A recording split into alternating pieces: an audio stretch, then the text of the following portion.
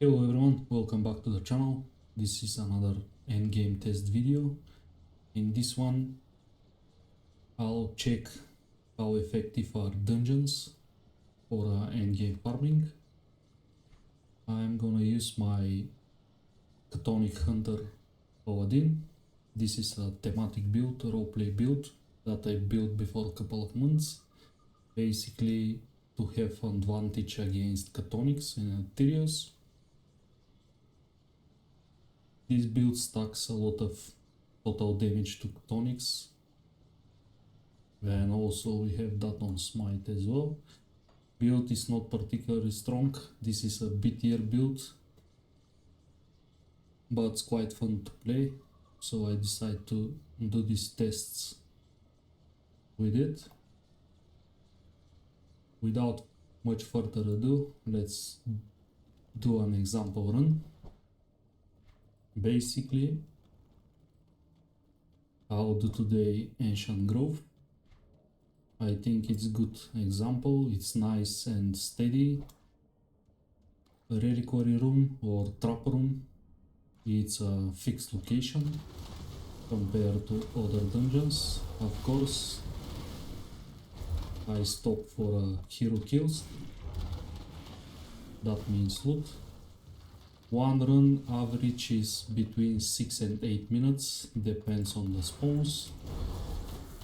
I got every run Nemesis, apart from the first two. Unfortunately, I didn't account. I need few points to get Nemesis with the beasts, so for the first two run I don't have Kuba in the dungeon, so I miss like 2 or 3 legendary items, not big deal. Here a nice spawn of heroes.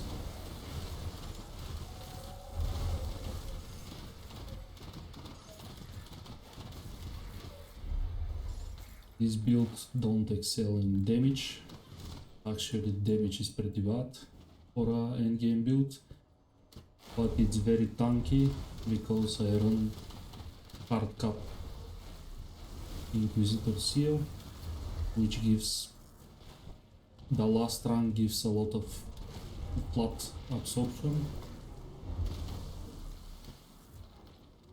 I skip all the mobs, this gives no loot. I am already Nemesis as well. I just snipe heroes and the skull bosses and the trap room.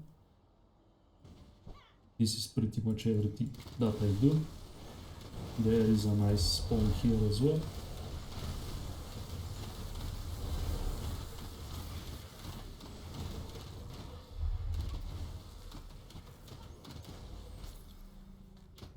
Oh, a faster build can do this faster.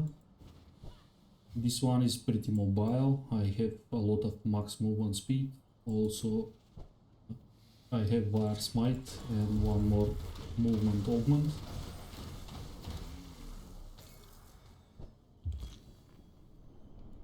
Of course, hard cap Inquisitor Seal is a cheat code in the campaign. Basically, this can face tank almost everything, especially in dungeons. I face tank Gargabo in the both phases, so easy peasy.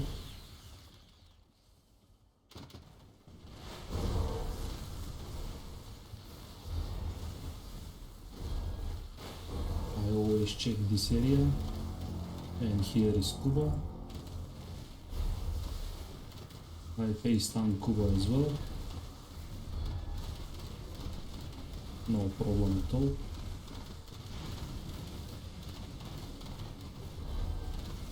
I run high attack damage convert to health, so I leech pretty much all of the damage. I have Ascension as a good burst window and some extra absorption. Double legendary, not bad. Trap room is here, be sure you clear this.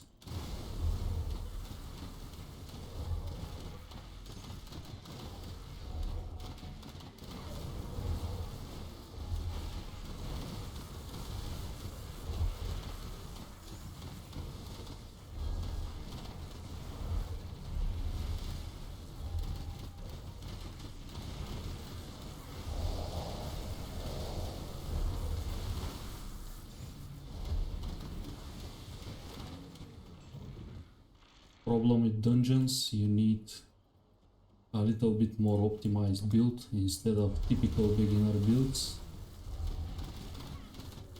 Because if you die inside, that's huge loss to the key. You can't teleport in or out of the dungeon. So this is one of the main downsides with dungeons. You have to be sure you're tanky enough.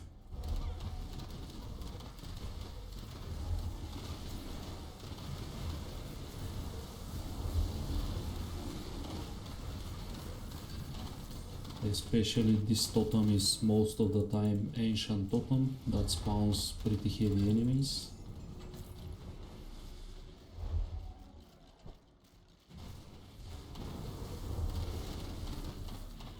Another thing to watch out is Dead Stalker.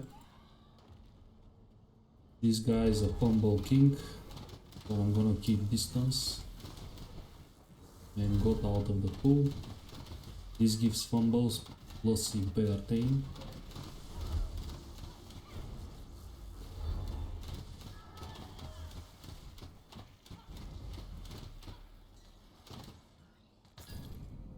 Another legendary.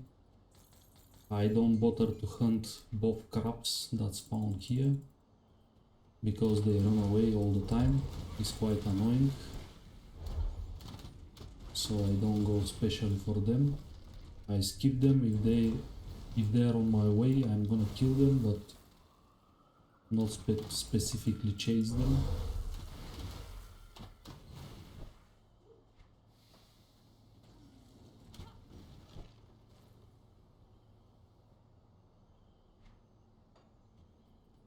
Here is the second floor.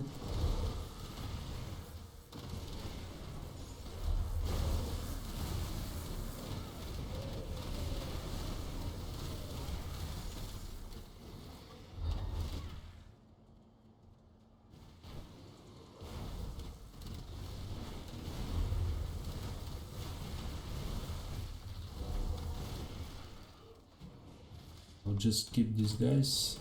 You can see this time he approaching us, so I'm gonna kill him, but sometimes he starts running away and I don't want to waste 1 minute chasing this guy. Because I aim at least for 6-7 runs per hour, ideally 7.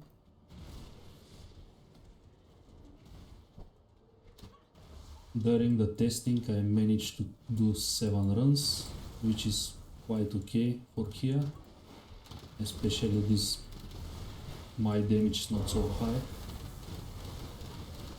This paladin is built for a bastion of chaos.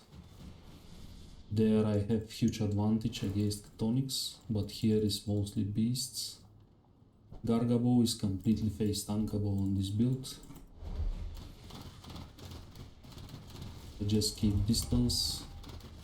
I'm gonna save my ascension for the second phase. I can move a little bit. Now I'm gonna pop up ascension.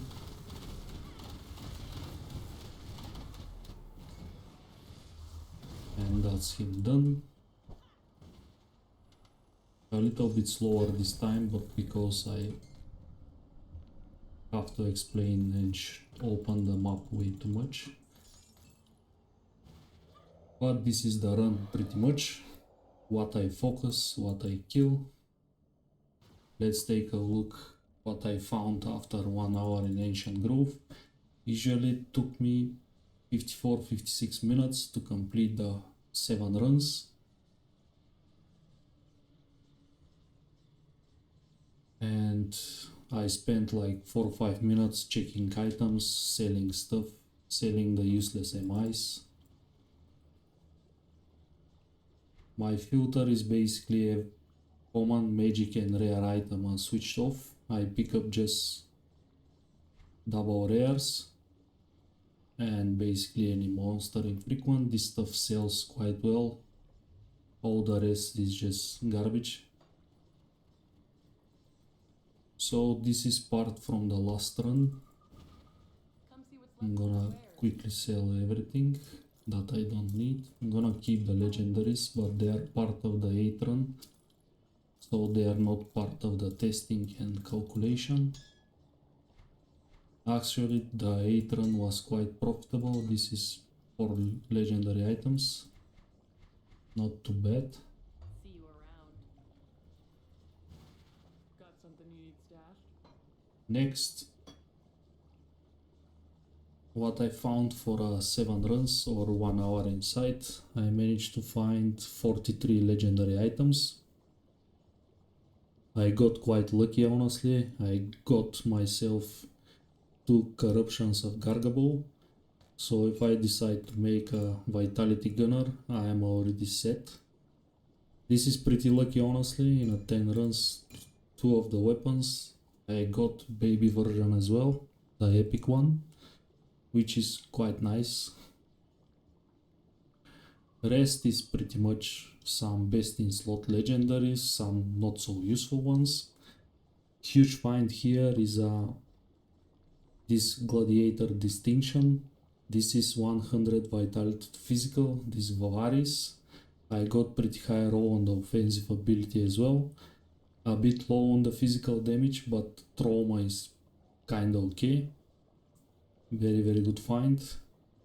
I managed to find Mage Guard, which I use on my current build. Mine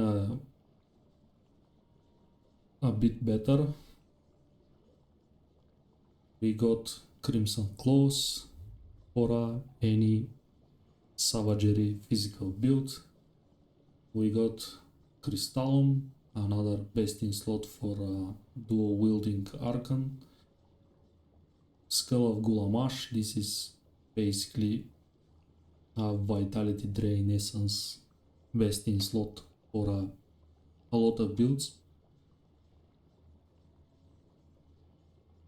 Stonefist Rebuke, this is best in slot for a Force Wave spammer. Part of the Pyron set, part of the Grievix. Actually, I think I get 2. Jewelry is very poor. Funny enough, I got duplicate on the ring, and I got best in slot medal for a cooldown Force Wave. Other stuff also quite interesting. Nadan Reach, this is be used for a Blade Master or Infiltrator. Alagast set, not bad. Gut Reaper, another interesting gun. Totem exclusive Nocturne. This drops from Savage Totems. You can find this around the world as well, but it's pretty low drop rate. Savage Totems have a fair drop rate for this one. There is a 9 Totem exclusive items in the game. I got Corvus Frenzy. Not gonna go through all of this, some of them may be familiar to you. Epic items, I got 89. Most of them vendor. I just keep them so I can count them. But I have most of them because epic items are very common drops. Still, I can use some of the pants. There is a Stonefather set, is always nice to keep. The Ega is always nice to keep. Silver Sentinel is not a bad budget option. This set is actually pretty good now. Champion of the Light, Down Shield. GS pull an amazing spec, honestly, on a budget. This is a Retaliation Warder. Fully equipped with this set, was quite impressive. A link can be found in the Discord. This is the second page. Again, not too bad. Get some interesting items, some can be very useful as well, especially on a budget setups. For example, I use Blade Dancers on my budget Ring of Steel Blade Master. I got 2 pairs of this. The rest is not very useful. In terms of iron bits, I found 700k, which is for 1 hour is kinda okay, not very impressive. Honestly, here is another 100, maybe 200k in terms of epic items that can be sold, but more like 100 because I'm definitely gonna keep some of those if I'm beginner. Next is materials.